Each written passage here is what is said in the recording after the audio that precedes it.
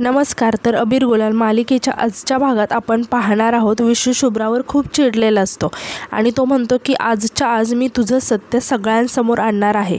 माझ्या घरच्यांनी तुला इतकं प्रेम दिलं आणि तू त्या बदल्यात काय दिलंस? धोका. तुझ्यामुळे आईने टीचर ताईला अंतर दिलं आणि तुझ्याचमुळे तिच्यात भांडण झालं आणि तुझ्यामुळे अगस्त्या आणि तिच्यात वाद झाला. तुझ्याचमुळे मी पुन्हा दारू प्यायला लागलो. आमच्या घरात जे काही झालं ते फक्त तुझ्याचमुळे. तूच जबाबदार आहेस त्याला आणि तुला तुझ्या कर्माचं फळ मिळणार आहे आणि मी तुला असं तसं सोडणार नाही. असं म्हणून तो गाडीत बसायला निघतो.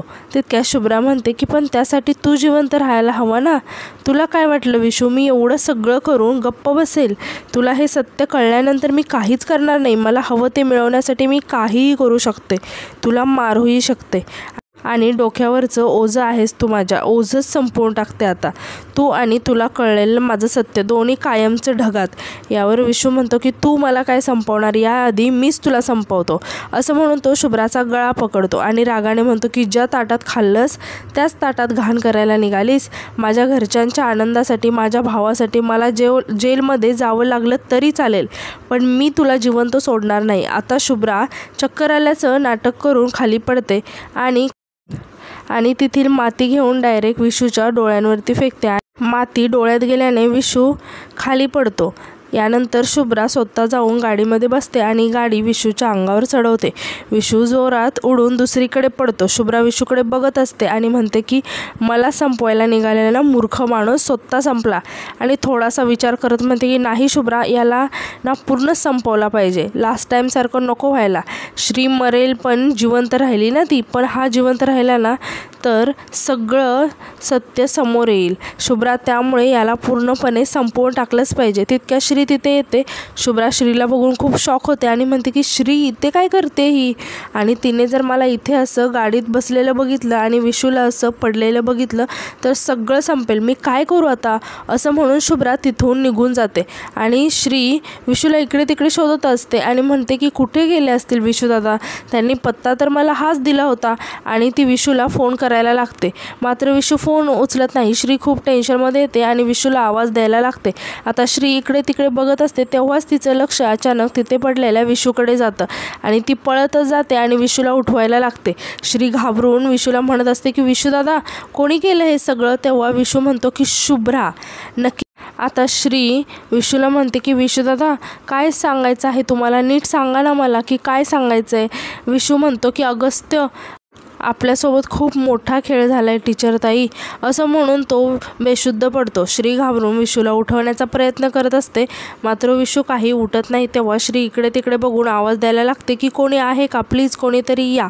मग श्री फोन घेऊन हॉस्पिटलमध्ये फोन करते, ॲम्ब्युलन्स बोलवून घेते. आता शुभ्रा हे सगळं बघत असते आणि ती म्हणते की माझ्या प्रत्येक प्लॅनच्यामध्ये श्री येते आणि आत्ताही तेच झालं.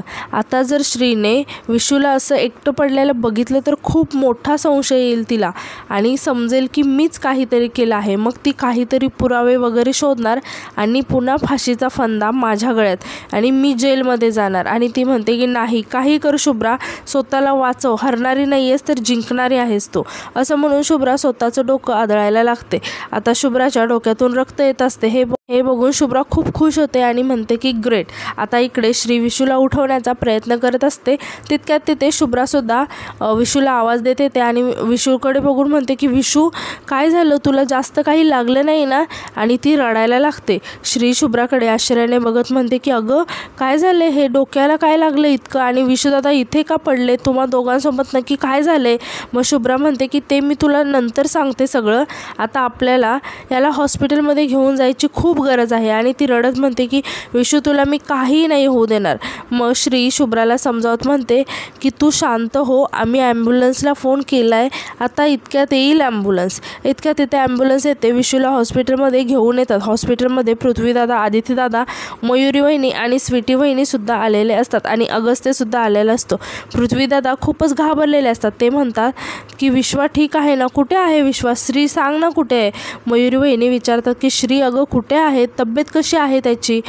पण यावर कोणीच काहीच बोलत नाही. पृथ्वीदादा म्हणतात की अरे कोणी बोलत का नाही आहे? सांगा ना कुठे आहे विश्वा? अगस्त्य म्हणतो की दादा प्लीज शांत हो, हॉस्पिटल आहे हे, मलाही अजून काही समजलं नाही, डॉक्टर आले की सगळं सांगता येईल. पृथ्वीदादा म्हणतात की असं काय झालं आहे, असा कसा बाहेर गेला, त्याची तब्येत बरी नसताना तो बाहेर गेलाच कसा, कोणाला विचारून गेला, कोणी सांगितलं त्याला. अगस्त्य शांतपणे सांगतो की मी सांगितलं होतं. हे ऐकून सगळेच अगस्त्याकडे आश्चर्याने बघायला लागतात. आदित्यदादा म्हणतात अरे जर तुला सगळं माहीत होतं तरी का पाठवलं तू त्याला. अगस्त्य म्हणतो माझ्या मनात खरंच असं काही नव्हतं, तो एका विचित्र सिच्युएशनमधून जात होता म्हणून मला वाटलं की थोडंसं फ्रेश वाटेल त्याला, म्हणून मी हे सगळं केलं. पृथ्वीदादा म्हणतात की बघितलं ना हे सगळं काय होऊन बसले, केवढी किंमत मोजावी लागेल आपल्याला त्याची, एकतर आईसुद्धा नाही आहे इथे, जर आईला सगळं कळलं तर.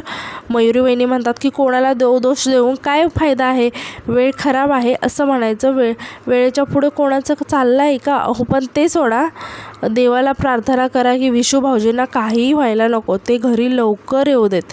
शुभ्रा म्हणते की हो बरोबर आहे वहिनी, तुमचं अगस्त्याची काही चूक नाही यामध्ये, त्याने आमच्या चांगल्यासाठीच आम्हाला बाहेर पाठवलं आणि खरं तर मी आग्रह केला होता ना मला आणि विशूला बाहेर जायचं आहे म्हणून, पण मला ना कुठे माहिती होतं की असं काहीतरी होणार आहे असं म्हणून ती रडायला लागते. शुभ्रा अगस्त्याला म्हणते की I am sorry Agastya. Mayuri वहिनी शुभ्राला समजावत असतात की शुभ्रा तू प्लीज रडू नको. अगस्त्य श्रीला विचारतो की श्री इथे येईपर्यंत विशू काही बोलला का तुमच्याशी. श्री सांगते की म्हणजे जोपर्यंत मी विशूदादांच्या जवळ पोहोचली ना तेव्हा विशूदादांची शुद्ध हरपली होती आणि तिथे कोणीच माणसं नव्हतं, त्यामुळे शुभ्राच सांगू शकते की नक्की काय झालं आहे. त्यांची अवस्था बघून दुसरं काही सुचलं नाही, मी लगेच ॲम्ब्युलन्सला फोन केला आणि इकडे घेऊन आलो. शुभ्रा अगस्त्याला मिठी मारून रडायला लागते. सगळे शुभ्राकडे आश्चर्याने बघायला लागतात. शुभ्रा रडत म्हणते की अगस्त्य खरंच सॉरी, मी विशूला घेऊनच गेले नसते ना तर हे झालंच नसतं, मीच हा प्लॅन केला म्हणूनच हे सगळं घडलं. आज जर माझ्या विशूला काही झालं ना तर मी काय करू, मी कसं करू, आमच्या प्रेमाला कोणाची तरी नजर लागली अगस्त्य. पृथ्वीदादा शुभ्राला समजत म्हणतात की शुभ्रा नेमकं काय झालं आहे हे सांगशील का.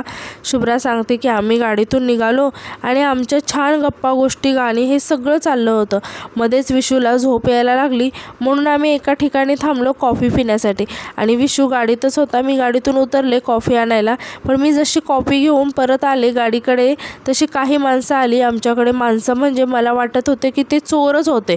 त्यांनी आमच्याकडे पैसे गाडी दागिने सगळं मागायला सुरुवात केली आणि विशूने हे सगळं देण्याला नकार दिला. तर ती माणसे चिडली विशूवर आणि त्यांनी विशूला मारायला सुरुवात केली. एवढंच नाही तर त्यांनी माझ्याकडेही दागिने पैसे मागितले आणि माझ्यावरही हात टाकला. या सगळ्याचा विशूला खूप राग आला आणि त्याने मारहाण करायला सुरुवात केली. आम्ही हेल्प म्हणून ओरडत होतो पण आम्हाला कोणीच हेल्प करायला आलं नाही. विशू त्यांच्याशी भिडला आणि त्या लोकांनी त्याला मारलं. त्यातल्या एकाने माझ्यावरही हल्ला केला आणि मग आदित्यदादा विचारतात की आणि काय. शुभ्रा सांगते की आणि त्यांनी कार स्टार्ट केली, त्यांनी सरळ ती कार माझ्या अंगावर घालण्याचा प्रयत्न केला पण विशूमध्ये आला, माझा जीव वाचला. पण विशू मात्र असं म्हणून ती खूप रडायला लागते आणि म्हणते की पण खरं सांगू का, मला असं वाटतं की ती माणसं आमच्या मागे आम्हाला शोधत आली होती, जसं की कोणीतरी त्यांना आमच्या मागे पाठवलं आहे. ती माणसं का आली आहेत, त्यांना काय पाहिजे हे काहीही समजत नव्हतं, ते मुद्दाम करतायत असंच वाटत होतं. आणि अजून एक गोष्ट, जेव्हा मी कॉपी घेऊन गाडीकडे गेले विशूच्या तेव्हा विशू ऑलरेडी फोनवर बोलत होता श्रीसोबत. मी आल्यावर लगेच त्याने फोन ठेवला आणि खूप अस्वस्थ वाटत होता.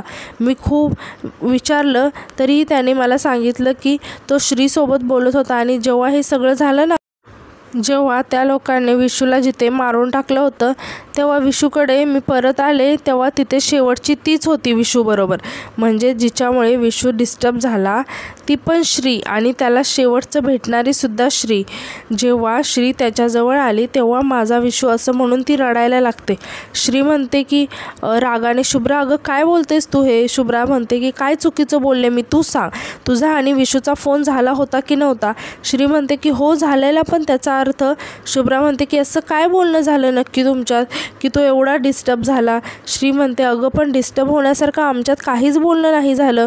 शुभ्रा विचारते मी जेव्हा तिथे आले तेव्हा तू विशूजवळ होतीस की नव्हतीस हे तरी सांग. श्री सांगते की हो होते. शुभ्रा मोठ्याने म्हणते की मग या सगळ्याचा अर्थ काय होतो श्री, या सगळ्यामागे कोण आहे, आम्ही एवढं काय वाईट केलं होतं ग श्री की तू आमच्या जीवावर उठली आहेस, आमचं आयुष्य उद्ध्वस्त करायला निघाली आहेस, आमचा संसार तुला बघवत नाही का. श्री म्हणते, शुभ्रा अगं मी असं का करेन, मी भाऊ मानते त्यांना. विश्वदादा म्हणतात की मी का करेन असं. शुभ्रा रडत म्हणते की नाही श्री, तो आता तुला बहीण मानत नाही आणि मी तुला आवडत नाही ना, म्हणून तू हे सगळं केलंस. श्री रागाने म्हणते की शुभ्रा असं काही नाही, मी असं काही केलेलं नाही आहे. शुभ्रा मोठ्याने ओरडून म्हणते की बस, अजून किती नाटकं करणार आहेस गं, आता तरी मान्य कर, तू या घरात लक्ष्मी म्हणून नाही तर हे घर बर्बाद करायला आली आहेस, नाती जोडायला नाही तर तोडायला आली आहेस. तू निंबाळकरांच्या घराला ना उद्ध्वस्त करायला आली आहेस. श्री रागाने म्हणते की शुभ्रा बस हा, मी ऐकून घेते म्हणून काही खपवून घेणार नाही, समजलं का. पृथ्वीदादा म्हणतात की बस श्री, तुझ्याकडून ही अपेक्षा नव्हती. मयुरी वहिनी म्हणतात की श्री, तुझे एक चूक पदरात घेतली पण ही नाही. आदित्य दादा म्हणतात की एवढा राग. श्री सगळ्यांकडे बघत म्हणते की दादा वहिनी प्लीज माझ्यावर विश्वास ठेवा, मी का करेन असं, तुम्हाला खरंच असं वाटतंय का मी काही केलं नाही, आणि पुरावे तरी आहेत का आपल्याकडे की नाही, हे सिद्ध होईलच. अगस्त्य म्हणतो की खरं काय आणि खोटं काय ते विश्वशुद्धीवर आल्यावरच समजेल. तितक्या तिथे डॉक्टर येतात. पृथ्वीदादा विचारतात की डॉक्टर कसा आहे विशू. डॉक्टर म्हणतात की हे बघा, आम्ही आमच्या परीने सगळे प्रयत्न करत आहोत. सध्या तुमच्या पेशंटला शुद्ध आलेली आहे. पहिले तुमचा पेशंट आमच्या उपचारांना पाहिजे तेवढा रिस्पॉन्स देत नाही. खरं सांगायचं म्हणजे कंडिशन सध्या क्रिटिकल आहे, काहीही होऊ शकतं. हे ऐकून सगळे खूप घाबरतात. मग सगळेच तिथून आतमध्ये निघतात. श्री थोडी विचारात पडते आणि आजचा भाग इथे संपतो. धन्यवाद.